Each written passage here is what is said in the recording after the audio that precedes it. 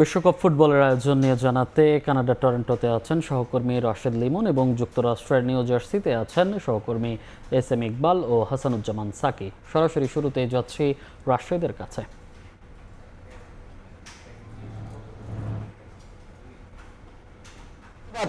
আমরা এই মুহূর্তে দাঁড়িয়ে আছি, আমি হাসানুজ্জামান সাকি এবং আমার সহকর্মী এস এম ইকবাল। আমরা রয়েছি যুক্তরাষ্ট্রের পূর্ব উপকূলীয় অঞ্চল, যে নিউ ইয়র্ক এবং নিউ জার্সির বিশ্বকাপের যে ভেন্যু ফুটবলের, সেই ম্যাট লাইফ স্টেডিয়ামের সামনে আমরা দাঁড়িয়ে আছি, যেখানে নিউ ইয়র্ক এবং নিউ জার্সির যে উদ্বোধনী ম্যাচটি, নিউ ইয়র্কের প্রথম ম্যাচ, সেটি অনুষ্ঠিত হবে এখানে, যেখানে ফেভারিট ব্রাজিল এবং মরক্কোর মধ্যে আগামীকালকে খেলা অনুষ্ঠিত হবে এবং এই স্টেডিয়ামটি কিন্তু ফাইনালের ভেন্যু হিসেবে কিন্তু সেটি ব্যবহৃত হবে। আর আজকে কিছুক্ষণ পরেই কানাডা তাদের বসনিয়া হার্জেগোভিনার সঙ্গে সেই লড়াইয়ে নামবে এবং সেই সঙ্গে আজকে স্বাগতিক যুক্তরাষ্ট্র, সেই যুক্তরাষ্ট্র কিন্তু প্যারাগুয়ের সঙ্গে একটি ম্যাচ রয়েছে, যেটি ক্যালিফোর্নিয়া অঙ্গরাজ্যে লস অ্যাঞ্জেলেসে। তো আমরা এখন এই মুহূর্তে যে ব্রাজিলের যে ভেন্যু, যেটি আগামীকালকে ব্রাজিলের খেলাটি হবে, সেখানে দাঁড়িয়ে আছি। সেই ভেন্যুটি সম্পর্কে এবং এখানকার আয়োজন সম্পর্কে আমি আমার সহকর্মী এস এম ইকবালের কাছে জানতে চাইবো। ইকবাল, একটু বলবেন যে আমরা এখানে এলাম, এখন এখানকার প্রস্তুতি কেমন চলছে কালকের এই ম্যাচটিকে ঘিরে? এক্স্যাক্টলি সাকি, যদি বলতে চাই, এখানে নিরাপত্তার যে ব্যবস্থাটা, অর্থাৎ আগামীকাল যে ম্যাচ হবে, বিগ ম্যাচ দিয়ে হচ্ছে এই মেটলাইফ স্টেডিয়াম, যেটা হচ্ছে বিশ্বকাপের ফাইনাল ভেন্যু বটে, বিগ ম্যাচ দিয়ে হচ্ছে এই স্টেডিয়ামটার ওপেনিং হচ্ছে, যার কারণে এটার সিকিউরিটি সিস্টেমটা আমরা দেখতে পাচ্ছি মানে যতটা কড়াকড়ি করা যায় তার পুরোটাই করা হয়েছে। এবং একই সঙ্গে আমরা যখন বাহিরে কভার করছিলাম, আমরা কিন্তু ভেতর থেকে সাউন্ড পাচ্ছিলাম, অর্থাৎ ভেতরে কিন্তু রিহার্সাল হচ্ছিল কালকে তারা কিভাবে হচ্ছে এই ইভেন্টটাকে অর্গানাইজ করবে বা ফ্রুটফুল করবে। এটা তো হচ্ছে এখানে ইভেন্টের কথা বলছি। আমি যদি আগামীকালের ম্যাচের কথা বলতে চাই সাকি, এমন একটা ম্যাচ দিয়ে মেটলাইফের উদ্বোধন হচ্ছে 2026 বিশ্বকাপের, যেটা হচ্ছে গেল বিশ্বকাপের সেমিফাইনালিস্ট এবং কোয়ার্টার ফাইনালিস্ট দুটো দল। ব্রাজিল হচ্ছে কোয়ার্টার ফাইনালে বাদ পড়েছিল ক্রোয়েশিয়ার কাছে হেরে, আর আপনার মরক্কো বাদ পড়েছিল ফ্রান্সের কাছে সেমিফাইনালে হেরে। সুতরাং এমন একটা ম্যাচ দিয়ে হচ্ছে এই মেটলাইফ স্টেডিয়ামে ব্রাজিল ওপেনিং করছে, এটা ঘিরে বলা যেতে পারে একেবারে টান টান উত্তেজনা। আপনার কাছে কি মনে হয়? প্রচুর পরিমাণে সমর্থক কিন্তু এর মধ্যে এসেছে। অলরেডি আমরা দেখেছি যে স্টেডিয়ামে অনেকে ছবি তুলতে এসেছেন, যদিও আগামীকালকে খেলা, কিন্তু নিউ ইয়র্কের এবং নিউ জার্সির বিভিন্ন যে পার্ক গুলো রয়েছে, যে খোলা মাঠগুলো রয়েছে, সেটি কিন্তু ইতিমধ্যে বুকড হয়ে গেছে। সেখানে বড় পর্দা লাগিয়ে বড় স্টেজ করে উৎসব আমেজ চলছে এখন পুরো নিউ ইয়র্ক এবং নিউ জার্সি যে অঙ্গরাজ্য, সেই অঙ্গরাজ্যে হাই ভোল্টেজ যে ম্যাচ, যেটি ব্রাজিল এবং মরক্কোর হচ্ছে, সেখানে একটি কথা বলতেই হবে যে নেইমারের খেলাটি নিয়ে কিন্তু একটি অনিশ্চয়তা রয়ে গেছে। অনিশ্চয়তা কি বলবেন? অনিশ্চয়তা না সাকি, এটা ইতিমধ্যে নিশ্চিত হয়ে গিয়েছে, কারণ ওদের যে প্র্যাকটিস ভেন্যু আজকে, যেখানে ব্রাজিল ফুটবল দল প্র্যাকটিস করেছে স্থানীয় সময় সকাল 11টায়, আমরা সেই প্র্যাকটিসটি কভার করেছি, আমাদের সহকর্মী সেখানে ছিলেন, এবং আমরা দেখেছি নেইমার কিন্তু আজকে দলের সঙ্গে ছিলেন না। অর্থাৎ ম্যাচের আগের যে অনুশীলনটা, সেটা কিন্তু খুবই গুরুত্বপূর্ণ। সাধারণত এই অনুশীলন দেখেই কোচ তার স্ট্র্যাটেজি সেট করেন, কারা কারা খেলবে, বেস্ট ইলেভেনে কারা থাকবে, কারা বা সুপার সাব হতে পারে। তো সেই যে অনুশীলনটি আমরা দেখেছি, সেখানে নেইমার ছিলেন না। অর্থাৎ যে ধোঁয়াশা ছিল নেইমারের মরক্কোর বিপক্ষে প্রথম ম্যাচ নেইমার খেলতে পারছেন না, সেটি কিন্তু মোটা দাগে বলা যেতে পারে একেবারে শতভাগ সত্যি। আমরা যতটুকু জেনেছি, কার্লো আনচেলত্তি তার স্ট্র্যাটেজিতে নেইমারকে ছাড়া যেই তার স্ট্র্যাটেজিক প্ল্যান, সেটা নিয়ে তিনি একেবারে ভিনি থাকবেন, তার সঙ্গে রাফিনিয়া আছে, এবং একই সঙ্গে আমরা যেই কুনিয়ার কথা বলি, তারাই হচ্ছে শুরু করবেন, এবং তাদেরকে নিয়েই কিন্তু কার্লো আনচেলত্তি প্ল্যান করছেন, শুভ সূচনা করতে যাচ্ছেন। সাকি, আপনাকে জাস্ট একটি জিনিস আমি বলতে চাই, 2022 বিশ্বকাপ যেটা আর্জেন্টিনা জিতেছিল, যে ভেন্যু থেকে আর্জেন্টিনা শুরু করেছিল, সেই ভেন্যুতে আর্জেন্টিনা ফাইনাল খেলেছিল এবং জিতেছিল। অনেকে ব্রাজিলকে এবার হচ্ছে আলোচনার বাইরে রাখতে চাচ্ছে, কিন্তু আমার কাছে কেন যেন মনে হচ্ছে এই ভেন্যুতে ফাইনাল হবে, এবং এই ভেন্যুতে ব্রাজিল যেহেতু তাদের প্রথম ম্যাচ খেলছে, সুতরাং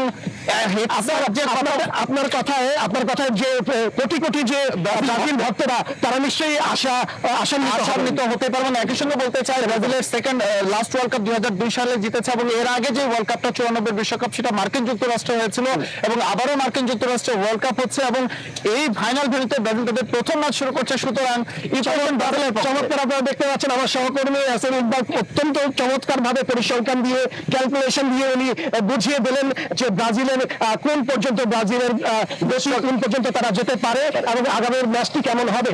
আরেকটি বিষয় একটু জানতে চাই আপনার কাছে, ইনজুরি যখন ব্রাজিলের সমস্যা, তখন কিন্তু আমরা দেখছি যে মরক্কোর মধ্যেও কিন্তু ইনজুরি সমস্যা রয়ে গেছে।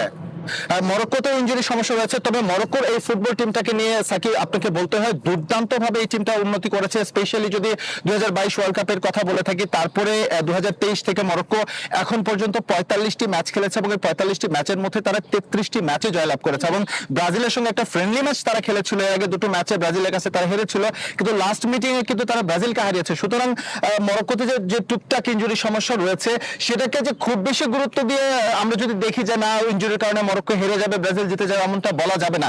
এবং এই মরক্কো তাদের পাইপলাইন কতটাই সমৃদ্ধ করেছে। লাস্ট আন্ডার-20 ওয়ার্ল্ড কাপ হলো, সেই ওয়ার্ল্ড কাপে 6 বারের বিশ্ব চ্যাম্পিয়ন আন্ডার-20 তে আর্জেন্টিনা, সেই আর্জেন্টিনাকে 2-0 গোলে হারিয়ে মরক্কো কিন্তু ওয়ার্ল্ড কাপ জিতেছে আন্ডার-20।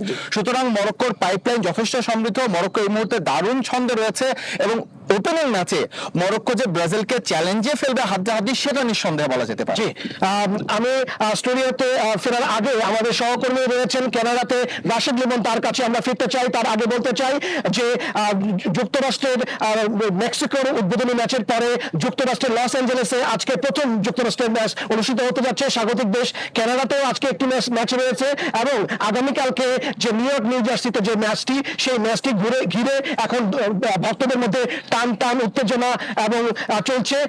আমরা এই মুহূর্তে আমরা এখন কানাডায় যাওয়ার কথা ছিল, আমরা এখন কানাডায় যাচ্ছি না, আমরা এখন ফিরে যাচ্ছি স্টুডিওতে।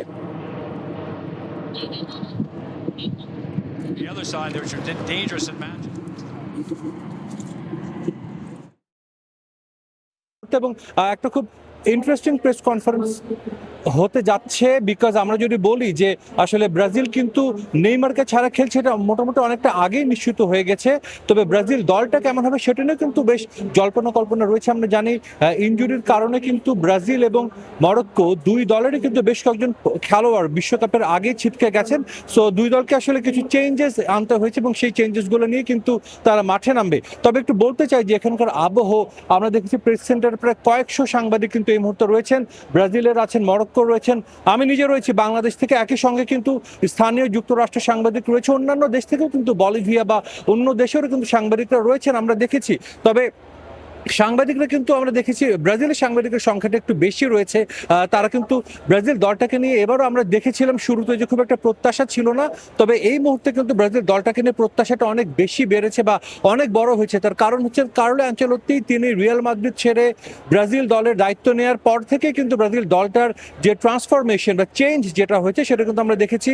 এবং ব্রাজিল দল কিন্তু আমরা দেখেছি ভালো ফুটবল খেলেই কিন্তু এই ওয়ার্ল্ড কাপে এসেছে। একটা যদি আমরা বলি একটা ভালো একটা বিল্ড আপ কিন্তু তাদের হয়েছে। ব্রাজিল কমাসে আগেও আমরা দেখেছিলাম হারছিল প্রীতি ম্যাচে, ছোট দলের কাছে কিন্তু তাদের হারের অভিজ্ঞতা হয়েছিল।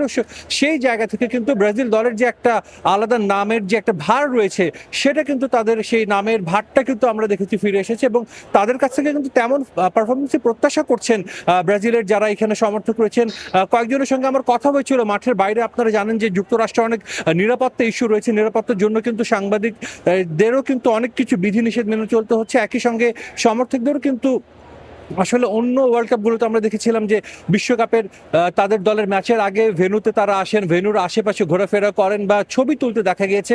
বাট এবার কিন্তু একটু ব্যতিক্রম, যেহেতু একটু কড়াকড়ি রয়েছে নিরাপত্তা, সমর্থকদের কিন্তু সংখ্যা আমরা খুব একটা দেখিনি। তবে যাদেরকে দেখেছিলাম মাঠের বাইরে, তারা কিন্তু ব্রাজিল দল নিয়ে অনেক তাদের উচ্চাসার কথা জানিয়েছেন। Brazil for the very first time আপনার ওয়ার্ল্ড কাপে, এবারের ওয়ার্ল্ড কাপে মাঠে নামতে যাচ্ছে। তারা এই নিউ জার্সিতে কিন্তু তাদের বেস ক্যাম্প করেছে, কিছুদিন আগে তারা এসেছিল এবং বেস ক্যাম্পে কিন্তু তারা এক জায়গাতে রয়েছে, এক জায়গাতে তারা অনুশীলন করেছে। তাদের দলটা কিন্তু বেশ ভালো একটা চাঙা ভাব রয়েছে, যেহেতু এই দলটা বেশ অনেকদিন ধরে একইভাবে রয়েছে। এবং একটা প্রবাবল একাদশ কিন্তু আমরা শুনছি এখানে আসার পর থেকে যে কারা খেলতে পারেন কালকের একাদশে। আমরা জানি যে কোচ কার্লো আনচেলত্তি কিন্তু সবসময় 4-2-3 একটা ফরমেশন, এই ফরমেশন কিন্তু খেলতে পছন্দ করেন দল খেলাতে। আগামীকালকেও কিন্তু তিনি সেই একই ফরমেশনে দল নামাবেন এবং প্রত্যাশা করা যাচ্ছে যে নাম্বার 9 বা ফলস 10 বা ফলস 9-এর জায়গায় কিন্তু ম্যাথিয়াস কুনিয়া খেলতে পারেন বলে আমরা জানতে পেরেছি। তো আমার কাছে নিউ জার্সি স্টেডিয়াম থেকে এই ছিল সবশেষ খবর। বিশ্বকাপের খবর জানতে আমরা সরাসরি ছিলাম যুক্তরাষ্ট্রের নিউ জার্সি থেকে এবং যান্ত্রিক গোলযোগের কারণে কানাডায় যাওয়া সম্ভব হয়নি।